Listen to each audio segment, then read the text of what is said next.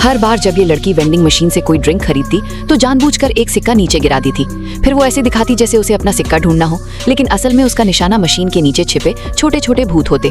वे छोटे भूत बेहद डरपोक थे। वे किसी को नुकसान नहीं पहुंचाते थे। अगर कोई उन्हें देख ले तो वे तुरंत भाग जाते।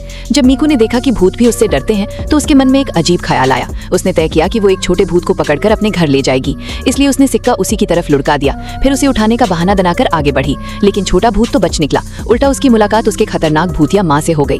वो डरावनी आत्मा सीधे मीको को घूरने लगी। डर के मारे मीको का शरीर सुन्न पड़ गया। फिर भी वो ये जाहिर नहीं कर सकती थी कि उसे सब दिखाई दे रहा है। उसे बिल्कुल सामान्य बनकर सिक्का उठाना था, क्योंकि अगर भूतों को पता चल जाता कि मीको उन्हें देख सकती है तो वे उसी पल उसे मार डालते। जैसे ही उसका हाथ सिक्के के पास पहुंचा, उस दुष्ट आत्मा ने अचानक अपना हाथ सिक्के के बगल में पटक दिया। वो मीको की परीक्षा ले रही थी। मीको इतनी डर गई कि उसकी उंगलियां कांपने लगी। वो सिक्का उठा ही नहीं पाई। फिर उस आत्मा ने एक और चाल चली। उसके आसपास सड़ी हुई बदबू फैल गई। मीको का हौसला टूटने ही वाला था, तभी अचानक एक कौवा नीचे आया और सिक्का उठाकर उड़ गया। अनजाने में उसी कौवे ने मीको की जान बचा ली। घर पहुंचकर मीको ने चेहरा धोकर खुद को संभालने की कोशिश की, लेकिन जैसे ही उसने आईने में देखा, उसके पीछे एक भूतिया खड़ा था। उसने अपनी गर्दन अजीब तरीके से मोड़ी, फिर अपना चेहरा मीको के बिल्कुल सामने ले आया। मीको ने तुरंत दिमाग लगाया। उसने ऐसा दिखाया जैसे उसकी आंख में कुछ चला गया हो। फिर सिर झुकाकर दोबारा चेहरा धोने लगी। उसे लगा शायद दोबारा देखने पर भूत गायब हो जाएगा, लेकिन असलियत फिल्मों जैसी नहीं थी। वो भूत अब भी वहीं खड़ा उसे घूर रहा था।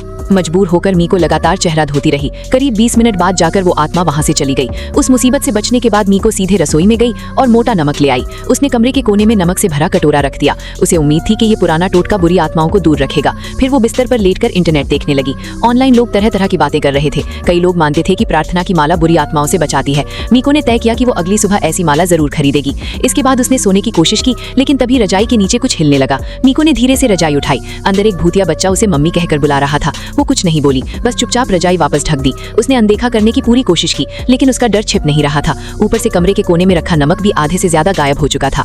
अगली सुबह मीको ने सबसे पहले रजाई हटाकर देखा। सौभाग्य से वो बच्चा वहां नहीं था। बाथरूम के आईने में भी पिछली रात वाला भूत गायब था। सब कुछ ऐसे लग रहा था जैसे वो एक बुरा सपना हो। मजबूरी में मीको स्कूल के लिए निकल गई। तभी अचानक पीछे से किसी ने उसके कंधों पर हाथ रख दिया। डरकर वो सीधे दीवार से जा लगी। फिर उसने देखा कि वो उसकी दोस्त हाना थी। तब जाकर उसने राहत की सांस ली, लेकिन जैसे ही मीको ने सावधानी से इधर उधर देखा, एक भूत ने उसकी नजर महसूस कर ली। वो खुशी से दीवार पार करके उसकी तरफ आने लगा।